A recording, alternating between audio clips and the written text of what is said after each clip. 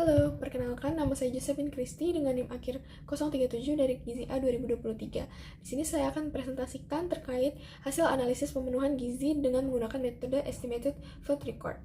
Yang melatar belakangi, Estimated Food Record ini adalah salah satu metode dari survei konsumsi pangan yang mencatat seluruh makanan dan minuman yang dikonsumsi dalam periode waktu tertentu dengan memperkirakan porsi menggunakan URT, pencatatan detail tentang jenis makanan, bahan, cara pengolahan, serta waktu konsumsinya. Dan metode ini tetap dianggap cukup praktis untuk digunakan dalam penelitian skala kecil maupun survei populasi. Untuk rumusan masalahnya, yang pertama bagaimana asupan zat gizi makro pada responden individu, yang kedua bagaimana asupan zat gizi mikro pada responden individu, yang ketiga bagaimana asupan zat gizi makro pada kelompok 1, yang keempat bagaimana asupan zat gizi mikro pada kelompok 1, dan bagaimana perbandingan kelebihan dan kekurangan dari metode Estimated Food Record ini. Berikut adalah form individu hasil dari wawancara dengan nama responden Arifa Izafidillah yang berusia 20 tahun dengan jenis kelamin perempuan dan dilakukan tanggal wawancara pada tanggal 17, 19, dan 21 September 2025. Ini untuk merecall makanan pada hari Selasa, hari Kamis, dan juga hari Sabtu dengan nama pewawancara saya sendiri yaitu Josephine Christy.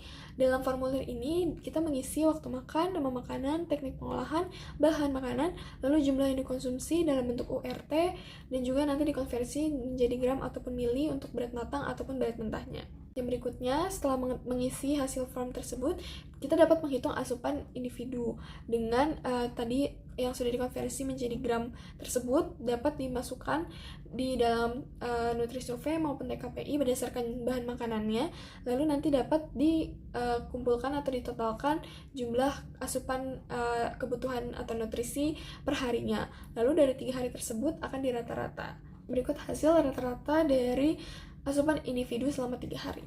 Lalu untuk menghitung kecukupan ataupun pemenuhan dari individu dilakukan dengan pertama itu kita menghitung IMT-nya dengan membutuhkan data tinggi badan dan juga berat badan, lalu dapatkan nanti hasilnya untuk individu tersebut adalah 24,7. Lalu dari IMT tersebut dapat dimasukkan ke rumus BMR Harris Benedict dan didapatkan hasil 1530. Lalu kita juga menghitung SDA ini untuk metabolisme makanan di mana hasilnya itu 153. Dan juga untuk mengetahui cukup kebutuhan energi individu tersebut kita menggunakan faktor aktivitas fisik di mana responden ini menggunakan faktor aktivitas fisiknya itu sebesar 1,6, itu aktivitas sedang, dan didapatkan hasilnya sebesar 2693. Lalu, jadi kebutuhan energi dari individu ini adalah 2693 dengan energi intake-nya hanya 1291 dan didapatkan kategori defisit berat atau hanya sekitar 48% WNPG. Lalu untuk zat gizi makro seperti karbohidrat, protein, dan juga lemak itu masih dalam kategori kurang atau belum memenuhi. Lalu untuk zat gizi mikronya pada zat besi, zinc, kalsium, vitamin A, dan juga vitamin C ini masih dalam masuk kategori belum memenuhi, sedangkan untuk natrium itu sudah melebihi di angka 1782 atau 119%. Lalu berikut adalah data kelompok, di mana dari semua individu kelompok 1 datanya itu nanti akan ditotalkan dan kemudian dirata-rata kembali untuk mendapatkan standar deviasinya juga.